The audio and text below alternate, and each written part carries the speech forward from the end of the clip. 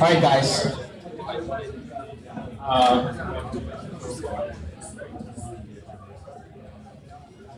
My name is Prabhakar Gopalan, and Roger Cowan there, and Josh Duncan. Please raise your hands, guys.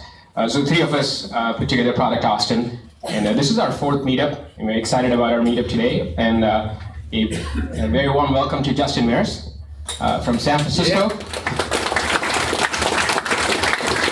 And to all the people here, thank you so much for RSVPing and showing up. You know, the first three meetups have been great, and we've kind of steadily built up. Talking about traction, the first meetup we had about 65 RSVPs. The next one had about 98, and our membership was like 100. You know, from 70 something to 100. I have an actual chart about this, but I didn't bring it. You know, a time series graph from home. We are growing our traction, and I think as of this moment, we have 296 members in Product Austin. Those who signed up with Meetup Austin in 4 months. So that's, I'm very happy that, you know, community members like you are here. So it's fantastic. And our goal for Product Austin is very simple. We want to bring product people, that is product managers, product marketers, designers, product designers, and user experience people, and practically anybody who's interested in building a great product with a whole product mindset, and not just, you know, most people think about small aspects of product, but we want to really think about the whole product. You know, we have somebody today, I was talking to a copywriter here, and it's amazing that we can bring kind of diversity in this audience. So hopefully our goal is to bring a variety of speakers and kind of teach us things that in a lot of areas. So Justin Mears is also recently the author of a book on traction, which has had a lot of traction. And so this is also the door prize for today, autographed. And so if you Roger will talk about it.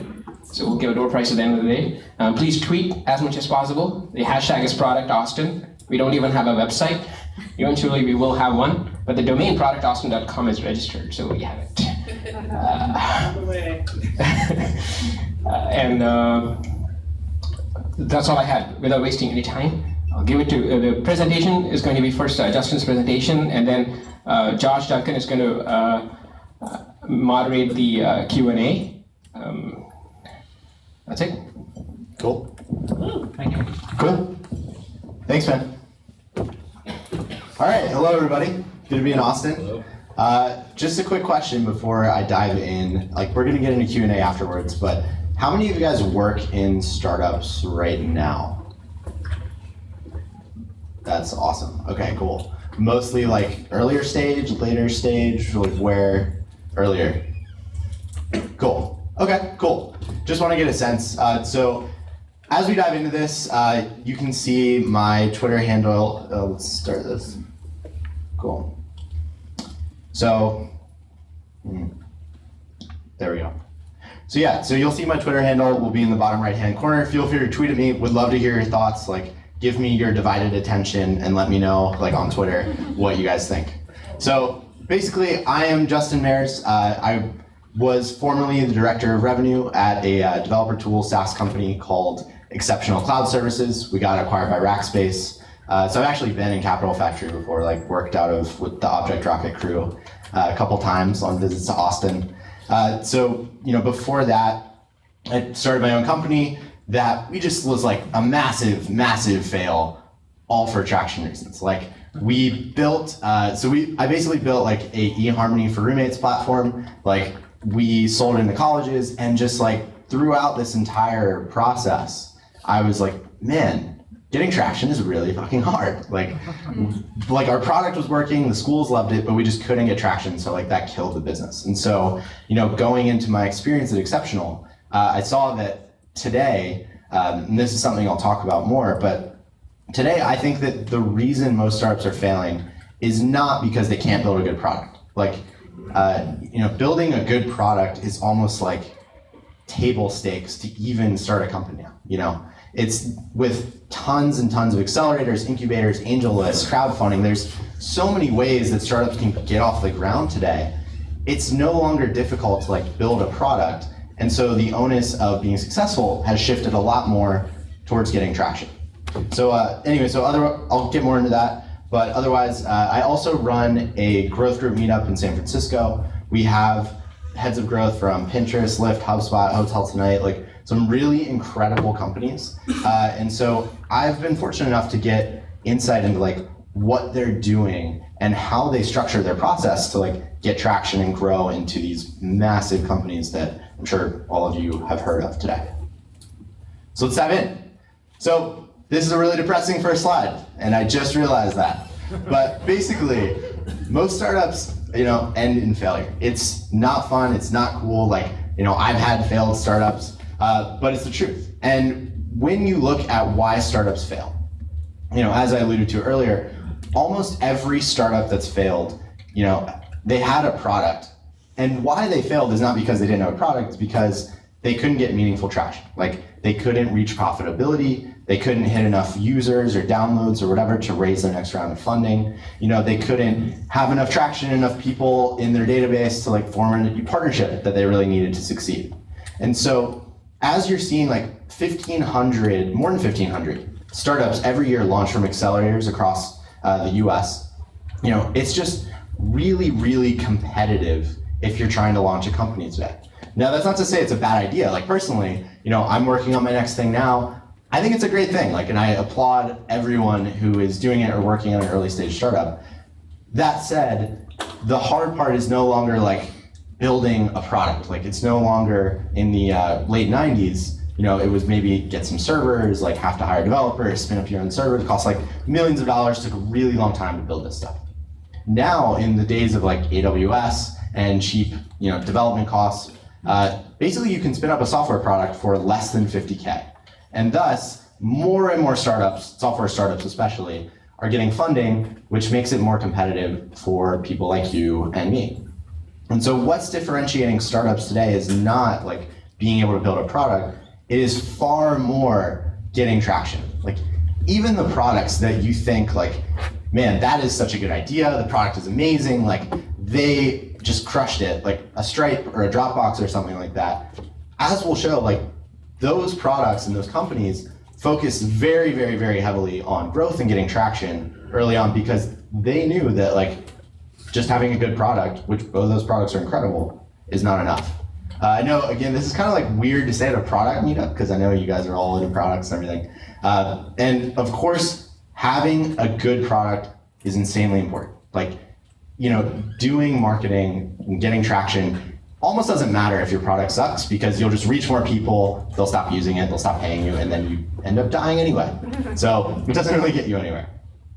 So with all of this, with this new competitive environment, with all of the seed funding and everything available, like the thing that is differentiating startups is traction. So Paul Graham has a quote, which you can see up there, just about how everything that we associate with startups follows with growth. In Traction Book, which is a book I co-authored with Gabriel Weinberg. He's the founder and CEO of DuckDuckGo, which is like a privacy-based search engine. They're doing billions of searches a year now, competing with Google, which is like really hard, as you can imagine. So in the book, we just say traction is growth. Like the pursuit of traction, pursuing growth, is what defines you as a startup versus like a side project or a pizzeria or a small business. So through the process of running this growth meetup, of talking with Gabriel, of both of our respective experiences, we found a couple things that successful companies have in common. So this is a quote from Mark Andreessen. He started Netscape, which is like one of the first web browsers, and Andreessen Horowitz, which is a $2 billion plus VC firm, one of the top VC firms in the Valley. So he said the number one reason that they pass on entrepreneurs they would otherwise like to back is they're focusing on product to the exclusion of everything else. So what one of the smartest guys in VC is saying is that there are so many companies today that come in his doors and just say, here's the product we have, and here's like our roadmap. Here are the features we want to build, here's the integrations we want to do, here's what we want to provide to our customers. And then when you say, okay, well, that sounds amazing, what are you going to do to get traction? Like, how are you going to get this in the hands of thousands of people? Try asking this question to somebody. Honestly, most of the time, they'll be able to say, like, here's our roadmap for 6 to 12 months. And then you say, cool, how are you going to go from 1,000 users, where you are now, in this hypothetical example, to 10,000 users? And a lot of times they'll just say like, AdWords, like we'll try Facebook or like blogging or something like that. And there's not a strategy. And so what we say in the book and what we believe is like, if traction is as important as product, if the traction is the reason why most startups fail, then you should focus on traction as much as product and have a similar strategy to get traction in the way that you have a product development process. So you need a strategy to approach traction. Another philosopher king from San Francisco, Peter Thiel, he also wrote a book recently called 0 to 1. Fantastic book, highly recommend you guys checked it out. But he has another quote that's just, if you can get even a single distribution channel to work, you have a great business. Peter Thiel founded PayPal, co-founded Palantir, was one of the first investors in Facebook. And he saw in each of these companies, like they had one traction channel that was working. PayPal, in their case, it was focusing on eBay and then growing virally by doing the, I get you into the PayPal product, we each get $10, like pretty standard now anyway, referral process. So how do most marketers, how do most founders approach this process of finding your traction channel? They do it randomly. Like they throw things against the wall, hope that something works, and hope that they can get it to work consistently before they run out of money, before their team deserts them, before their wife issues an ultimatum, whatever it is. So in the process of doing this book, we found that startups get traction through 19 different channels. We interviewed more than 40 successful founders, including the founders of Wikipedia, Kayak, Mint, Reddit, Dropbox, Twitch TV. Collectively, the founders that we interviewed, they have a combined net worth of more than $5 billion. So these guys have seen it, they've done it, and they were incredibly open about how they went from having an idea, for in Alexis's case, one of the guys we interviewed, he told us what they did from having the idea to Reddit to getting it to one of the top 50 sites in the US. And throughout this interview process, through this research process, we found that these founders, each of these startups got traction through one of 19 different channels. So these are quickly the channels. Take a look. I can read them, but you can also just read them. So basically each channel makes sense for a different type of business, and it depends what stage you're in. Each channel could really work for you. So generally, and what you see in like Dropbox, for example, the channels that work to get you from 0 customers or 0 users, 10,000 users, are going to be very, very different than the channels that get you from 10,000 to 100,000. In the case of Dropbox, I don't know how familiar you all are with the Dropbox story, but they basically started with a video. They created this video about this amazing product that was Dropbox and all the cool things it could do, and they put it on Dig, they put it on Hacker News, they got their first 10,000 users. That is very standard content marketing, pre-launch type stuff. After doing that, they went through a process where they were well, we don't think this can work again. We pretty much crushed the launch video side of things. How are we gonna grow from here?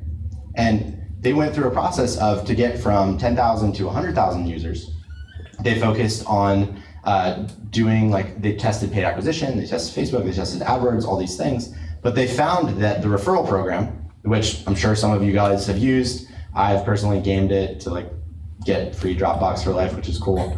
But they basically found this referral program, took them from 10,000 users to their low millions where they are today.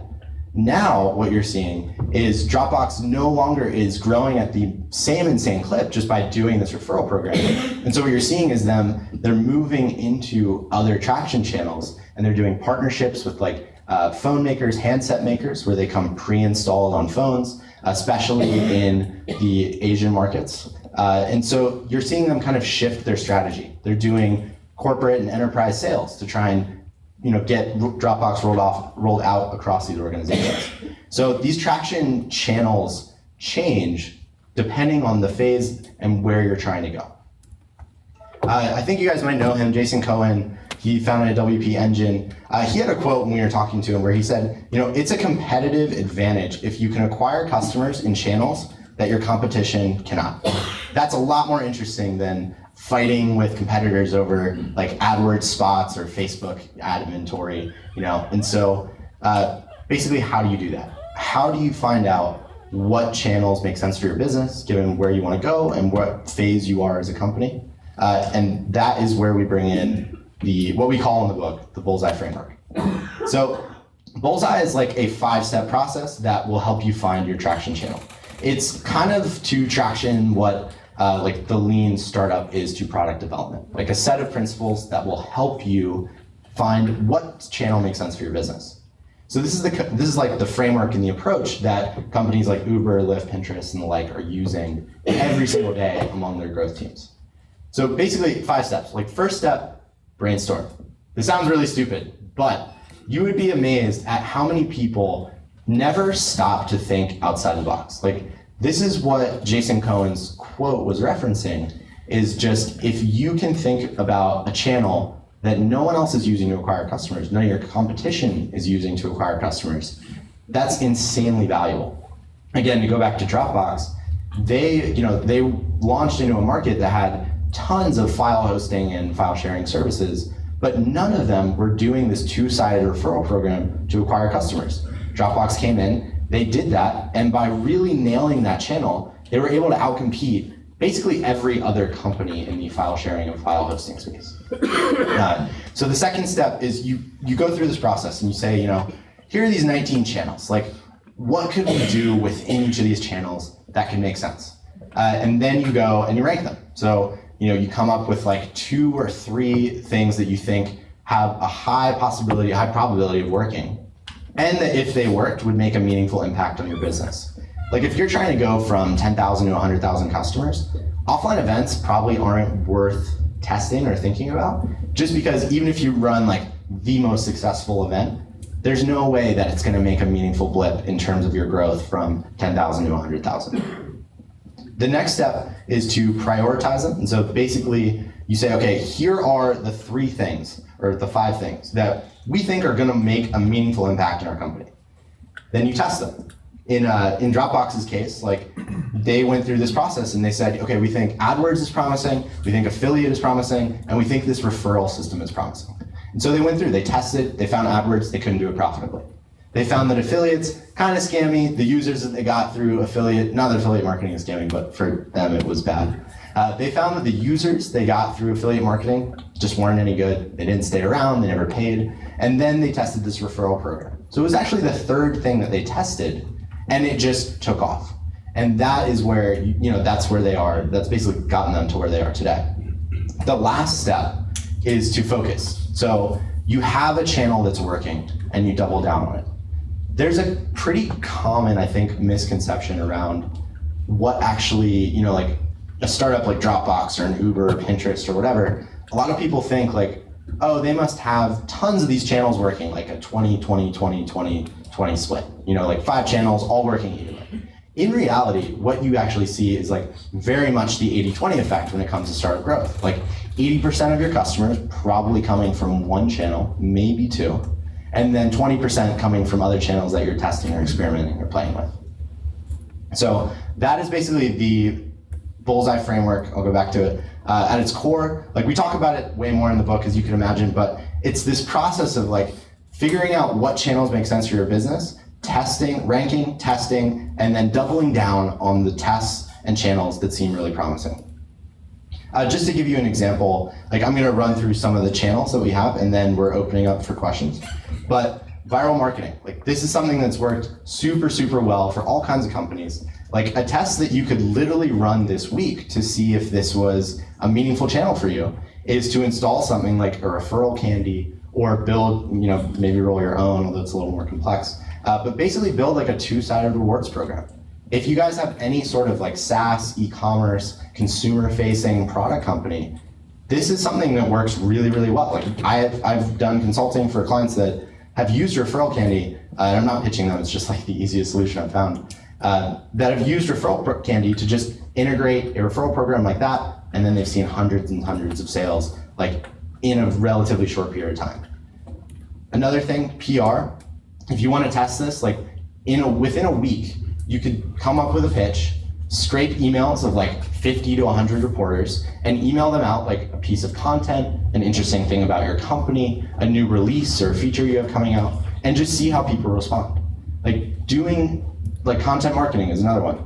Doing a couple of these things, like within a week, you could legitimately say, you know, content marketing or PR or viral marketing is a promising or not channel for my business. You know, with content marketing, like one thing that I always tell people to do is you see a lot of like half-assed blogs out there where it's like sometimes they post content, when they do, it's kind of meh. You know, if you want to test content marketing, I highly recommend like spend a week, write the best content you could, like do the best job you can promoting it. Email it to PR, like email it to reporters, put it on Reddit, put it on Hacker News and the like, and then see how that does. Like if it does well, that could be a really strong signal that content is a channel you should double down on and focus on to grow your business. If not, maybe move on and test another channel. You know, this is at the core of one of the problems, which is just that in most startups, a lot of founders, a lot of people don't give traction enough attention. Like the split is way too often like 80-20 product to market, or you know 90-10 in a lot of cases. The biggest mistake that startups make when trying to get traction is they don't focus enough on getting traction. Like it's insane, but it's true. If you believe that getting traction is just as important as building an incredible product, that it follows that you should then focus your time, at least half of it, on trying to get traction and grow your business. So in closing, we'd love to hear your guys' questions, but you know, use Bullseye to find the 1 or 2 channels that work for you. For content resources and tools for each channel, check out discuss.tractionbook.com. You can also get like the first 2 chapters of the book for free. Yeah, and thank you guys for having me. I really appreciate like coming down. I'm excited to meet you all afterwards and hear what you all are up to.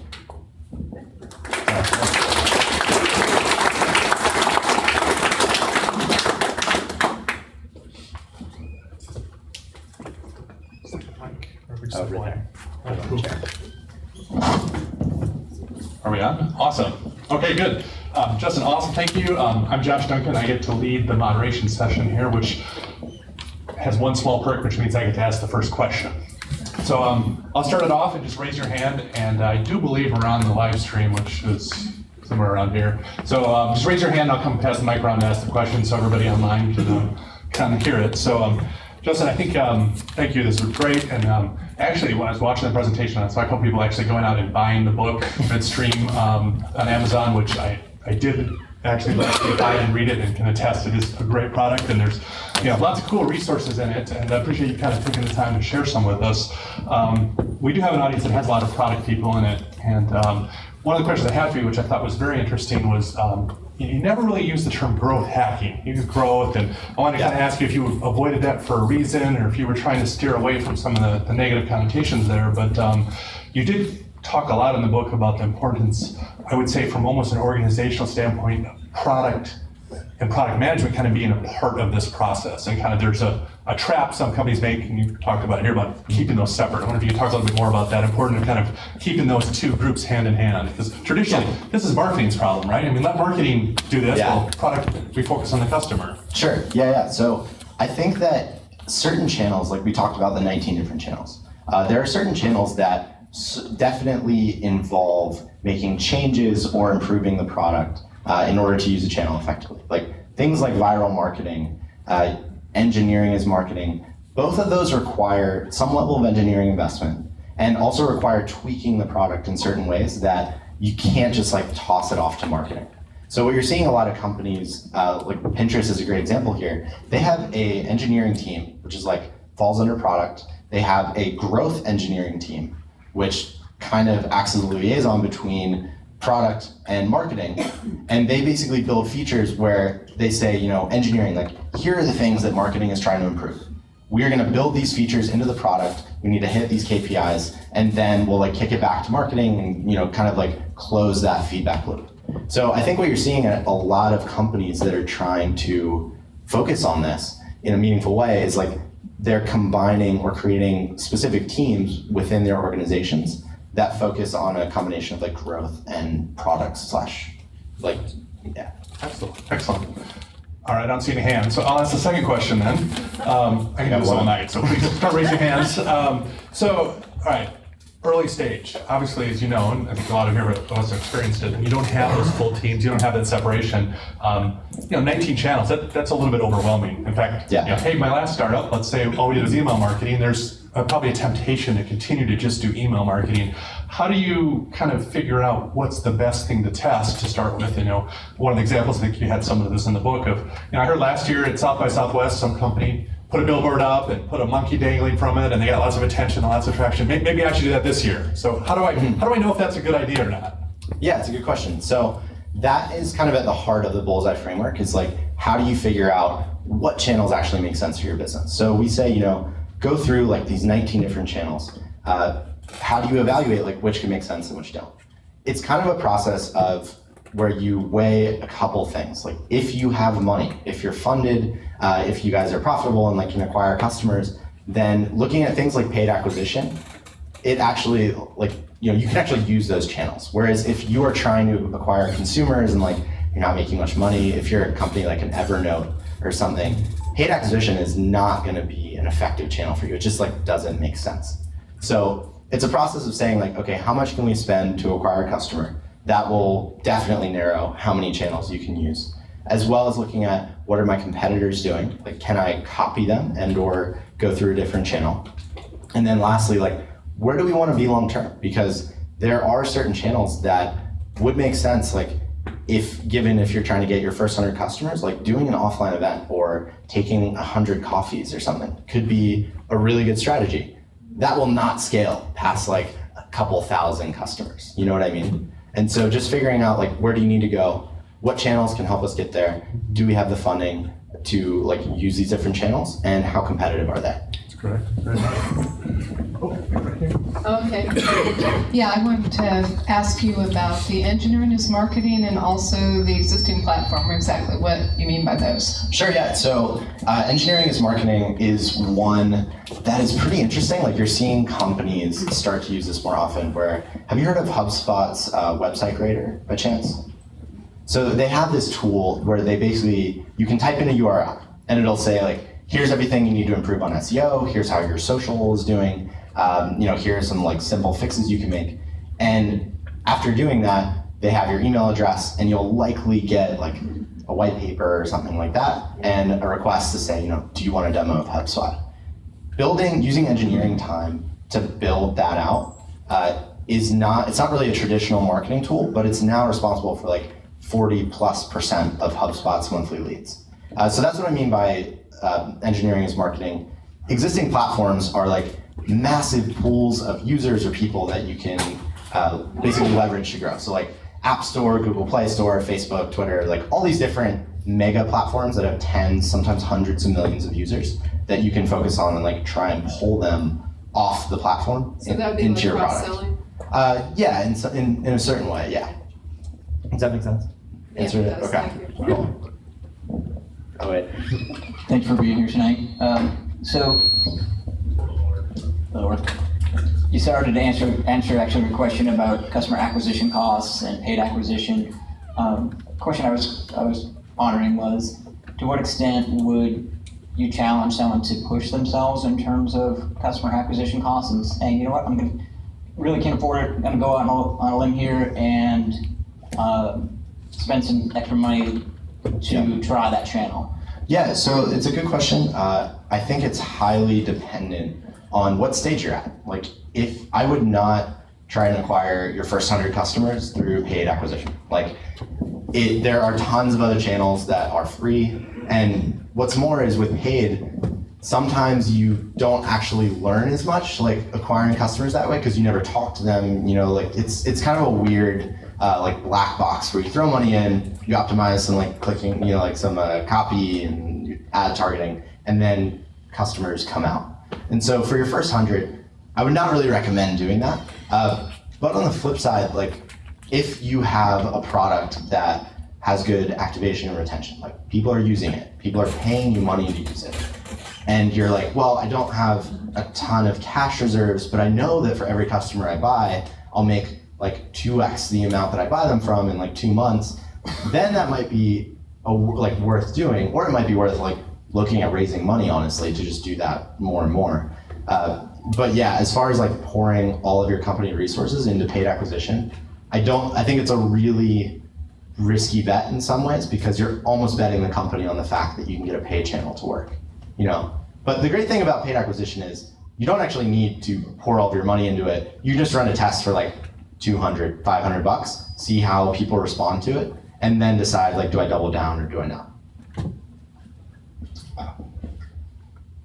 See if I can do this without getting any more feedback. Feedback? No. Good. First, welcome to Austin. Thank you. Second thing is, I got to speak up for the poor, overlooked hardware product guys in the world. I read the book too, and I really liked it, but the thing that I think I missed was the time lag between when you initiate some traction tactic or strategy and when you start seeing results. As a hardware guy, I'm used to thinking about getting customer acquisition metrics in terms of months. Mm-hmm. And did I miss something when I read the book? No, so we talked about it on a per channel basis, but it's really hard to say just like rule of thumb, here's when you start seeing payback. Like if you are doing enterprise sales, that is gonna be a wholly different sales cycle, and you're gonna see like a much longer ROI on something like that than like a Facebook ads campaign. So it really depends on the channel that you're using and the product that you're selling, honestly.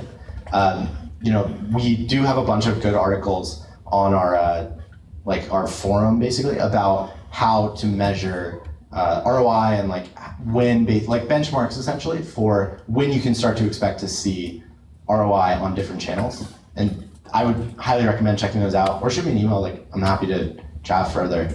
But in general, they're just really, really highly channel dependent. Just a quick point of feedback, just don't point the mic at the actual speakers and you won't get feedback. Cool. Regarding the 50-50 kind of metric that you were talking about, regarding 50% product, 50% traction, is that at every stage of development, or like if someone's idea stage, if someone's pre-alpha stage, beta stage, minimum viable product stage, does that differ in the percentage allocation, or is it 50% throughout? So it's a great question. I think that if you are following kind of like lean methodologies, customer development type stuff, you almost by default end up spending a large chunk of time talking to your first couple customers. So even at the earliest stages, you are going to be spending a lot of time talking to these customers, learning like what are their lives like? What is the problem that you're solving for them? Like all of these different things. And all of that plays back not only into the product, but into how you market, position, and brand what you're building. So, you know, I think that if you follow lean customer development type stuff, you almost by default end up spending roughly half your time on traction / marketing in a way. You know, what the rule really is to caution against like going into a room, which you see a lot of, especially like technical founders fall in this trap where they like go into a room, code up like an MVP, and then they launch it to crickets. You know, like if you guys been on Product Hunt, I assume, like you'll see so many things. Like it's insane how many things launch every day on Product Hunt, and yet none of them, the majority of them, are going to go nowhere. And a lot of them are just like side projects that weren't really marketed, or like no talking to customers or whatever. And so, you know, the 50% rule, we're just saying like, if you wanted to turn something, one of those products into a company, it is worth spending the time and investing in traction channels and investing in talking to customers and like getting customers to use and share your product, like even at the earliest stages. Hey Justin, thanks for coming out. Wanted to ask you about any emerging channels that you see out there right now. Yeah, so there's a lot of good ones. I mean, there are new channels popping up all the time. Like if you look at, I mean, you know, again, highly dependent on what your target audience is using, but certain things like YouTube are still very, very gameable, and like it's easy to rank. It's like 50x easier to rank a YouTube video than a blog post or something. So there are all these channels that are popping up that companies are investing in as platforms, and that brands and companies have not started taking advantage of yet in terms of user acquisition. Like Vine is still a relatively new platform. Snapchat is doing some interesting things. I think Foursquare rolled out like an advertising network basically pretty recently. Twitter ads is a new platform that they're pushing really hard. I think that is also interesting. Like it really depends, but I think the key is just to figure out like where do your users spend their time, and like what are they involved in, and what are the new channels that companies are pushing that you can kind of hop on and ride that bandwagon. Like Google is going to be pushing Google Plus for a while. If your users are in local or something like that, it benefits them to have a Google Plus profile. Is there a way you can reach them through Google Plus? Like, it's very like product and channel dependent, but I think that in general, more general level, like engineering is marketing, super compelling channel. No one or very, very few companies are using it yet, and it can be insanely effective. And then email marketing, like a lot of companies are doing it really, really poorly. Like I think there's still just a huge opportunity for like email and text-based marketing that I just don't see a lot of companies using. All right, I'll throw another one in here. On some of your channels, obviously with 19, some of them are very easy to test and some of them take a little bit more effort, a little more cost. Let's talk a little bit about PR, and especially a PR firm. Get some of your thoughts about, obviously it's an expensive resource that can have some benefits. When's the right time to really start thinking about a PR type strategy and bring in a firm? Yeah, so I think that you can test PR. Like you can basically act as your own PR agent for a week, a month, however long you think is necessary to actually test the channel, where you do what a PR firm would do. Like you send emails, you ask for intros to reporters, people who own media, and you say, this is our story, this is what we're doing, this is what we're building. Is it interesting? Do people respond to it? If so, that might be a good indication that like PR is a good channel, and then you look at investing in a PR firm to get you in more outlets, to like really hone in on your story. Otherwise, like a lot of companies just waste a bunch of money on PR firms and nothing really comes of it. So I think that even some of these channels that seem like they might be harder to test just require like a little bit of creativity and maybe a little bit of time, money investment to see like, does this even seem promising? If the answer is no, then like move on, focus on another channel. If it seems like it could be a yes, then a PR firm could be an amazing way to like scale and double down on PR as a strategy. You mentioned email that companies and brands are not doing it very well, and I'm very, very new to product and entrepreneurialism. And I know a lot of people use capture pages, lead pages and things, and then the spammy emails come. What do you suggest is a better route to take with email marketing? So I just think most email marketing comes off as like company yelling at their user, just like, pay attention to me, like pay attention, it's like a needy girlfriend or something, or boyfriend. So I just think like it's not so much that they're using the wrong tools or the wrong landing page software or email marketing software. I think it's way more just like, it's not personal. It's not often relevant. Like I had one company today send me a bacteria themed like Christmas Carol email. And I was just like, why would I ever want to read it? It doesn't make sense. So basically don't be that needy like company / girlfriend / boyfriend. I think that if you look at email as a way, kind of like the way you approach your friends, like, hey, this is something cool, this is something useful, I'm delivering value, that is what I don't see a lot of companies doing really well. Like WP Engine is actually one of them that does a great job with this. Hey Justin, thanks for coming out. I was just curious, for Traction Book specifically, what channels did you guys find helpful in terms of gaining traction? Yeah, good question. So we wrote a really, really massive blog post about like every single channel that we tested used to move books. But the ones that worked for us were, we built up an email list pre-launch. We had about 6,000 people on it, which is not huge, but still meaningful. And so when we launched the book and we sent it to our list, like we immediately jumped to like the top 20 in Amazon. So we had an insane number of people just purchase from our list. Email marketing was huge. The second thing that worked really, really well, and speaking of emerging channels, as we did earlier, is podcasts. Like we did a test with a couple different podcasts. We saw that we got a lot of comments, a lot of emails, and a lot of sales where we would get interviewed and we'd see like a little blip on Amazon. And so we did that across 3 podcasts, decided to double down on podcasting, and then did 20 more interviews. And both of those in tandem, like using our email list, using other people's email lists, like just in the kind of growth community, we had a couple people send out emails for us, like we wrote blog posts, they'd send out an email. And podcasts were the 3 biggest things for us by far. We didn't get written up in like a single PR, like a news outlet. And we still managed to move more books than like almost any other business book this year. So in Lean Startup, you've got a lot of different types of MVPs. It doesn't have to be sort of a somewhat fully baked product. It can be a landing page, it could be an explainer video, it could be a Wizard of Oz MVP where you're pulling the strings behind the scenes manually and your product really isn't doing much of anything. It seems like those are great ways of minimizing the work that you do on the product so that you can test your channels. It almost, so I guess my question is should startups be looking to do that and really, as a general rule, be doing something like that instead of building a more complete product to test their channels?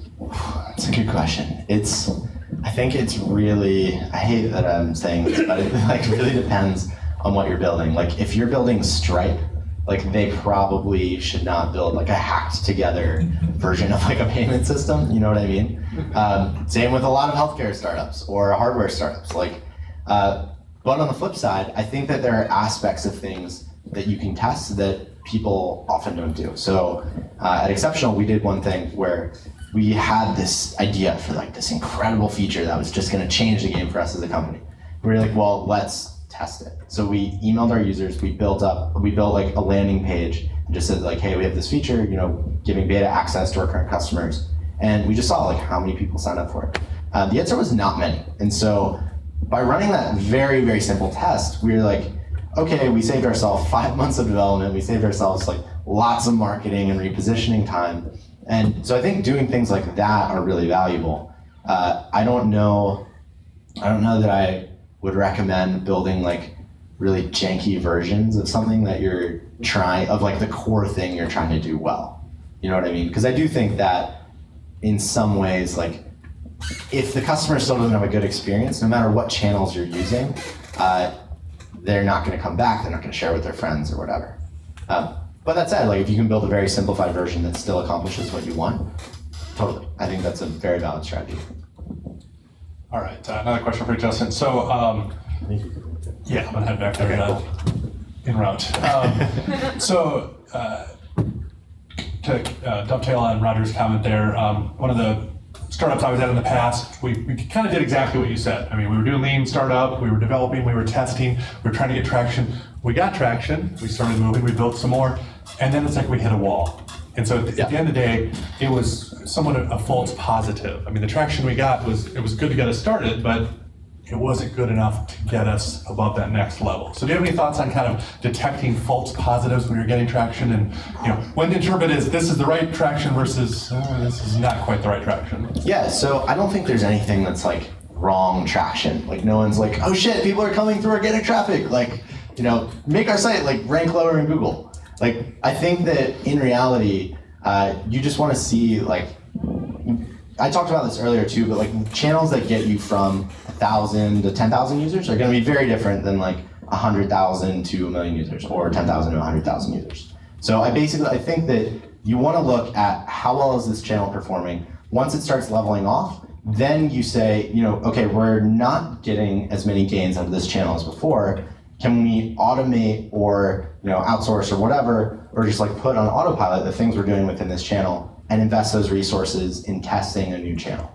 So what you see a lot of times is companies, they'll get a channel to maturity, it's working, they keep it going, and they spend like 10 to 20% of their time on channels that are already working, and then the bulk of their time testing new channels and trying to figure out like what's going to get them from where they are now to the next level of growth.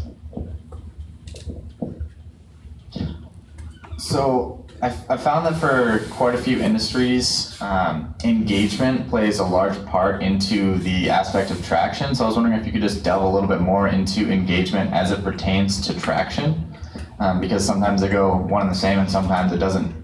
For sure. Some industries, it doesn't matter how much traction you have if you don't have engagement. What do you mean by engagement? Give an example.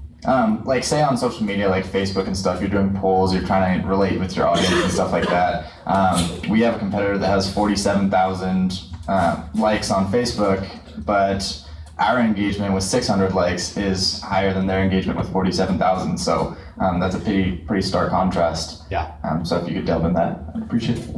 Yeah, it's a great question. I mean, a lot of this comes back to the reason for this meetup, which is that no matter how good you are at marketing, if your product sucks, like it's not going to make a huge difference. There's an incredible graph. Have you guys heard of Vidi ever? They're like a social cam-esque like sharing thing, but you basically saw their monthly active users. It was like this insane graph. They were just leveraging the hell out of Facebook virality features and just acquiring like user. Like it was insane. They got to like 20 million active users or something. And then Facebook tweaked their algorithm where you couldn't spam all of your friends. Thank you, Facebook. And all of a sudden, Vidi, which had no engagement, they had only been focusing on acquisition and leveraging this viral loop. They just like fell off a cliff. So what you saw with like Social Cam and Vidi is they just kept growing as they acquired more users. But their engagement level was so low that they are now just like a shell of a company with, I think, 1 million active users. And so that, they did an incredible job getting traction in the sense that they leveraged the channel and grew really quickly. But in the end, it wasn't meaningful because their product wasn't good enough. And so yeah, engagement is a super, super important thing. I kind of put it in the bucket of like, have a good product that people like and care about and solves a problem. And then, but that's generally not where companies are dying, I guess you'd say. You know what I mean? But yeah, it's super, super important component of traction, or just growth in general. Cool. So you started talking about this a little bit when answering that question, but I'm curious, the 19 channels that you have all seem to be getting new eyeballs on your product. Mm-hmm. How much of traction is really getting those eyeballs to keep engaging with the product? And with a platform like Product Hunt, you're getting a ton of people that are hitting your landing page. But what are some strategies you can get where, okay, you've got all these eyeballs, how do you get them signed up? How do you get them actually, for sure, a user getting traction? Yeah, it's a great question. So I would say that things like viral marketing are very, very much dependent on the number of users that you have right now. Like it's not all about getting new eyeballs, it's about leveraging your current users to like reach their friends, reach their extended network, and like grow through that. That said, there are a couple of very tried and true ways to like keep people involved. It basically involves, someone hits your landing page, and even if they don't sign up for your product, like you get their email address, you get a phone number, you go through like lifecycle emails and do kind of engagement, re-engagement, activation type emails to get them back into your product and just build awareness about who you are, what you're doing, like why you're awesome, all these different things. So a lot of it comes down to like capturing some bit of information that's important to you and will allow you to build a relationship with this person who previously was just like some random guy clicking a link on Product Hunt. Well, I had a question, but that last two answer combo was like, it really was. It was exactly what I was trying to ask. Cool. So I'm sorry about that.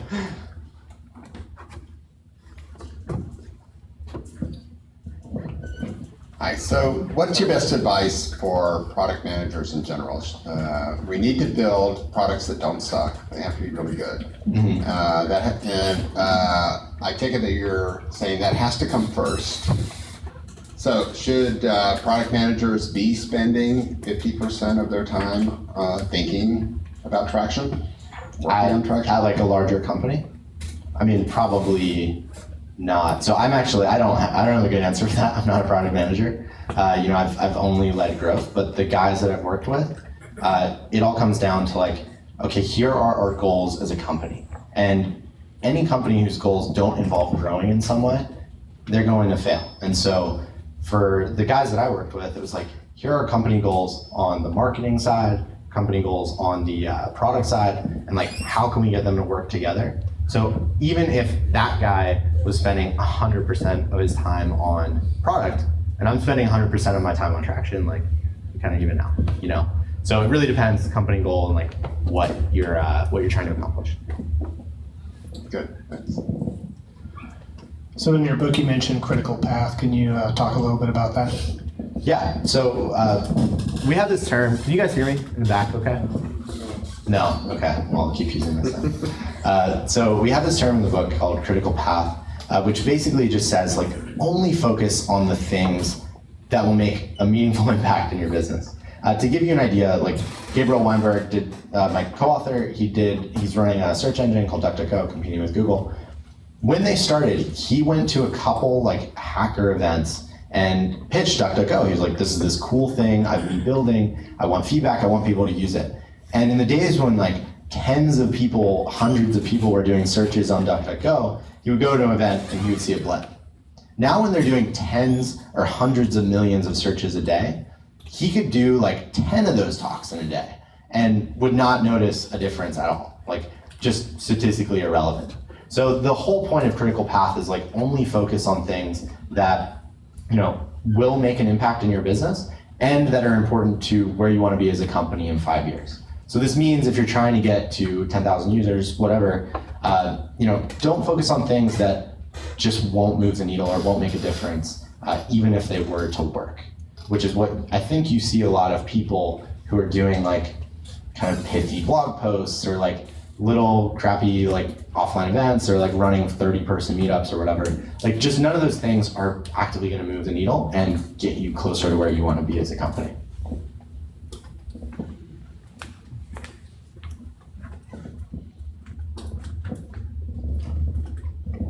Thanks for coming again.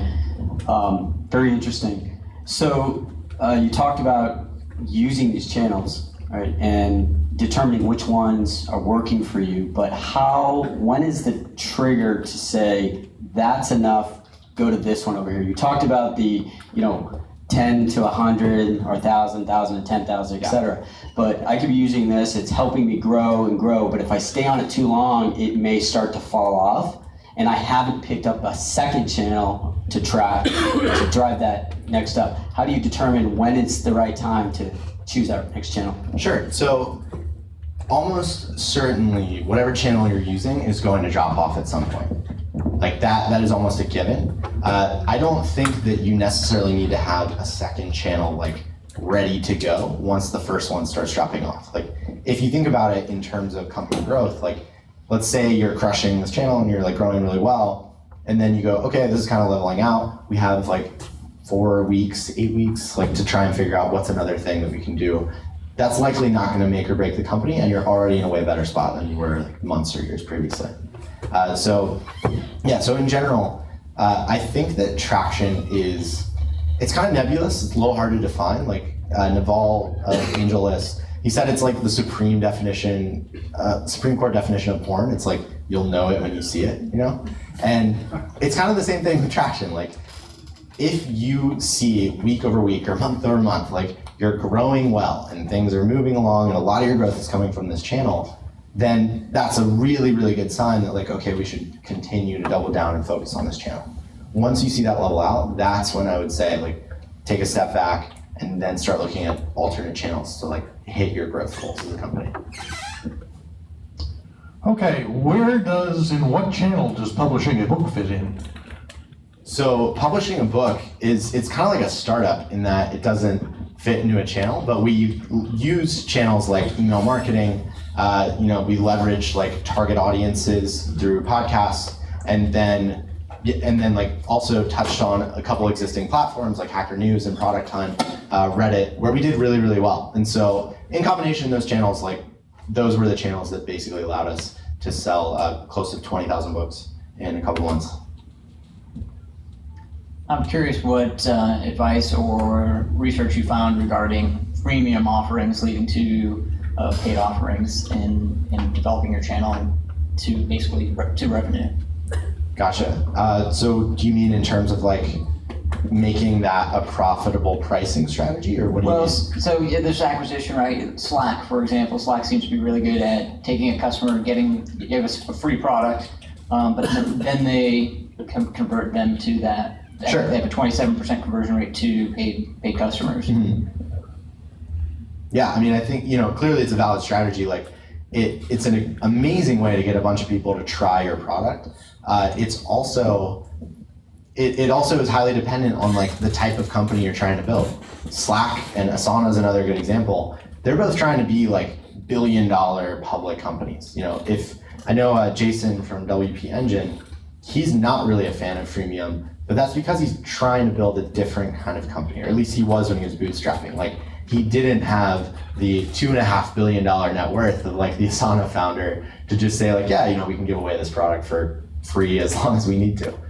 Slack now, I think they raised $100 million or something like that. 130. So they're just playing different games. Like, they're essentially foregoing near-term revenue for what they hope will be long-term growth.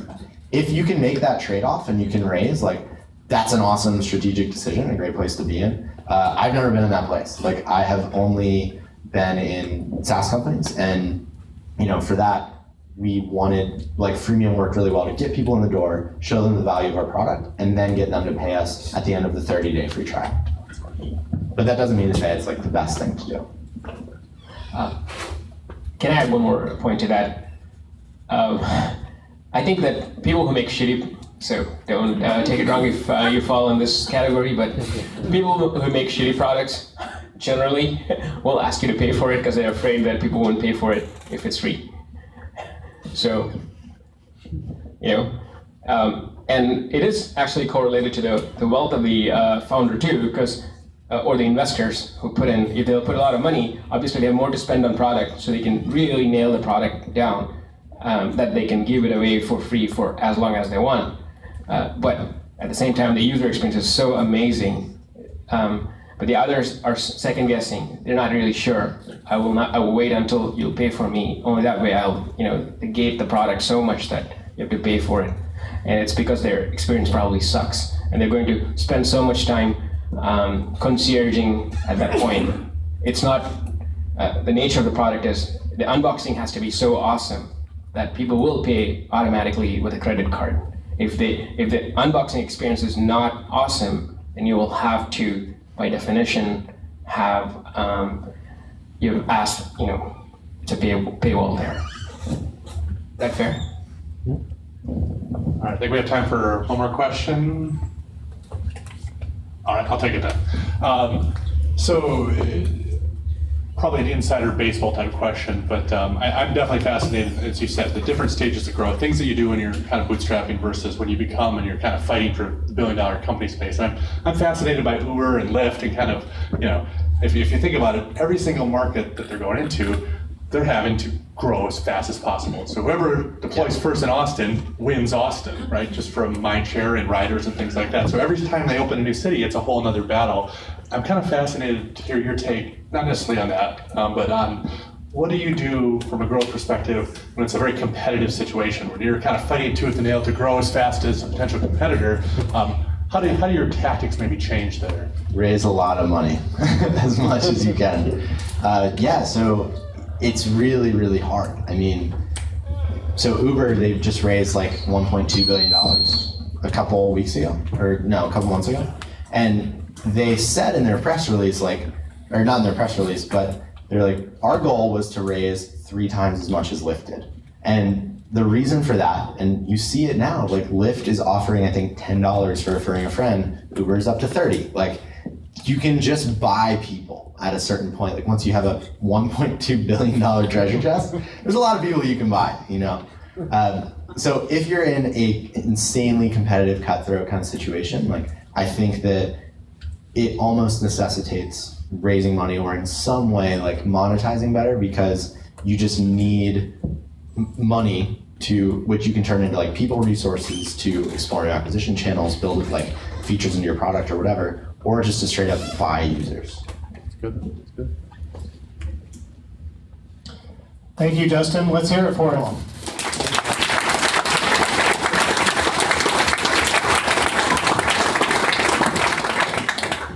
Thank you all for coming. It was a really good turnout, and we have a few wrap-up items that we need to talk about. One is become a member of Product Austin if you aren't already one, and you can go to meetup.com/Product Austin to do so. And it's not too late for a tweet to make all of your friends regret that they didn't come. And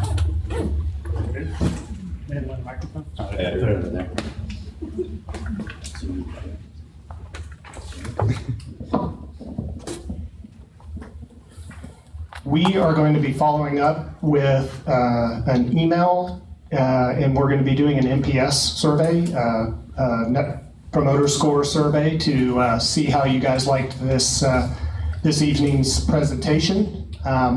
So expect that.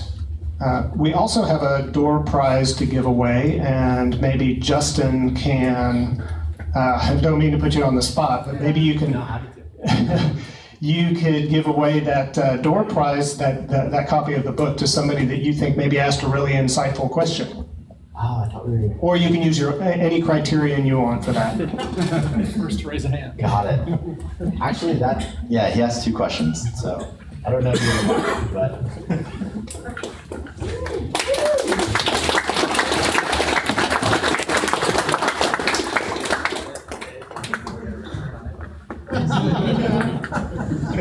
Maybe I'll play too. Anything else on this? That's good. That's good. Happy holidays. All good. Happy holidays. Cool.